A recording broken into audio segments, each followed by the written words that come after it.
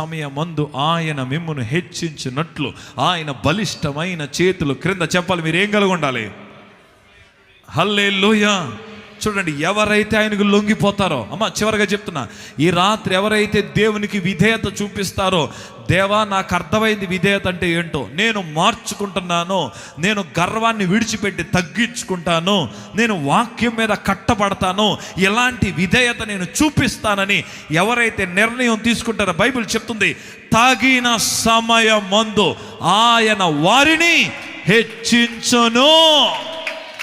హల్లెలూయా అనండి. తగిన సమయం చెప్పండి. తగిన సమయం. తగిన సమయం అంటే ఏంటి? నీ పట్ల ఆయన నిర్ణయించిన సమయం.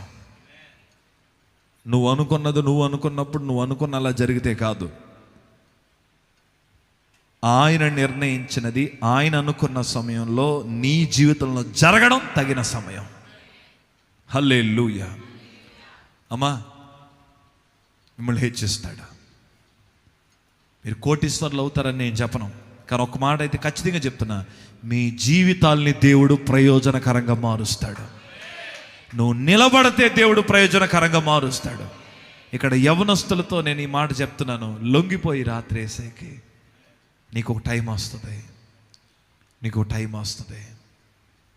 మీకు తెలుసా ఏమండి, ఆ పాస్టర్ గారు అడిగారు, మీ ఇంట్లో ఒక రాజునాడు అభిషేకించాలంటే ఆయన రే పెద్దోడా రా. పెద్దోడు వచ్చాడు. పెద్దోడు మంచి హైట్ ఉన్నాడు, పర్సనాలిటీ ఉన్నాడు. పాస్టర్ గారు ఇంకా తైలపు కొమ్ము తీసేస్తున్నాడు, వేసేద్దామని. దేవుడు నో అన్నాడట. ఈ దైవజనుడు అనుకుంటాడు పెద్దోడు కాదా? కాదు. రెండోవాడు వచ్చాడంట. 6 packs 8 packs. ఓకే, రెండోవాడా? నో. కొడుకులందరూ వెళ్ళిపోయారు. పాస్టర్ గారు అనుకుంటున్నారు రాంగ్ అడ్రస్కి వచ్చానా దేవా? దేవుడు అంటున్నాడు రైట్ అడ్రస్కి వచ్చావు, రైట్ పర్సన్ ఇంకా రాలేదు. అప్పుడు ఆ దేవజనుడు ఇంకెవరైనా ఉన్నారా?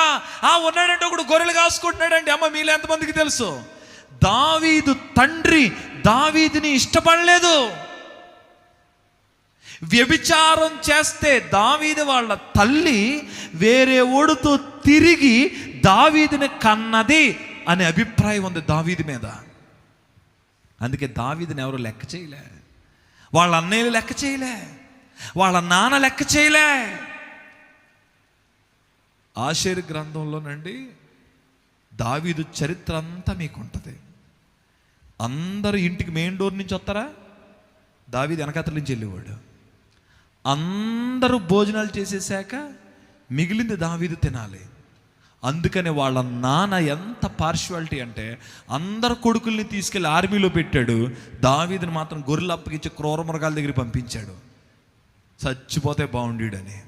కానీ బైబిల్ చెప్తుంది అలాంటి దావీదు నడుచుకొస్తుంటాయి. మీకు తెలుసా, ఆ రోజుల్లో ప్రవక్త నడుస్తుంటే ప్రజలందరూ లేచి నిలబడేవారు. కానీ విచిత్రం ఏంటంటే దావీదు వస్తుంటే ఐగర్ లేచి నిలబడ్డారు. హల్లెలూయా.